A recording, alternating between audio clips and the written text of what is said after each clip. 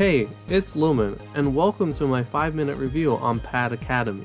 Though I could ramble on for hours about any machine, I figured that it would be easier for players to watch a bite-sized review that covers everything I think is important in 5 minutes or less. With that said, I don't have much time, so let's get right into it.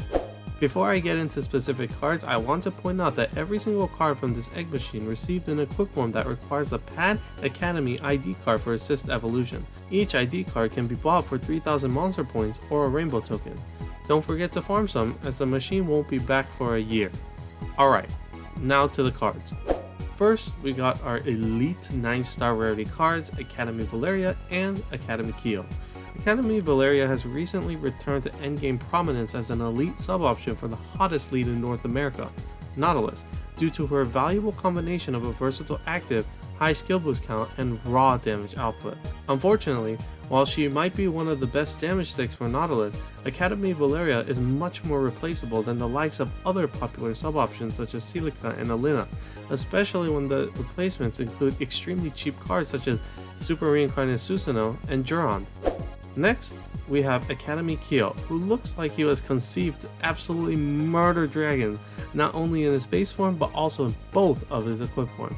Unfortunately, his survivability and damage look just a tad bit low to take on Shuro 3, where the strongest dragon resides.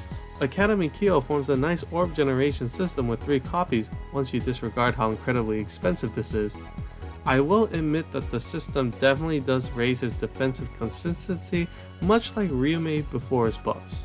Alright, moving on to arguably the highlight of the machine. Just take a look at Academy Orochi's ID card.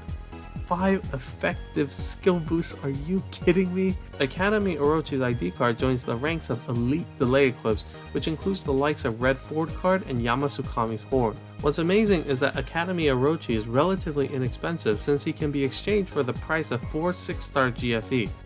Okay, now let's take a look at the Orb Skins. Amaterasu's ID card looks like a decent recovery augmentation equip that also carries a full cleric active, while Apollo's ID card is one of the fastest Fujin inherits in the game. However, one look was all I needed to confirm that the Orb Skins mostly suck. Sorry Famiel, but I never want to see you and your TPAs ever again. Among the other students of the Academy, the one that really caught my eye was Academy Lucifer, whose ID card carries a ridiculously short button and a ton of raw attack stat boosts. While this equip is pretty useless for endgame, Academy Lucifer's ID card looks fantastic for solo buttoning. Do keep in mind that the button is single target, which lowers its value for some in-button token farms that have to deal with multiple spawns on each floor.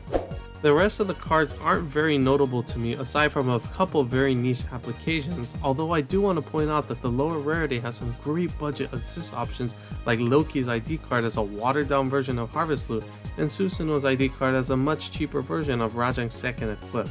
And that's my take on Pad Academy in 5 minutes or less.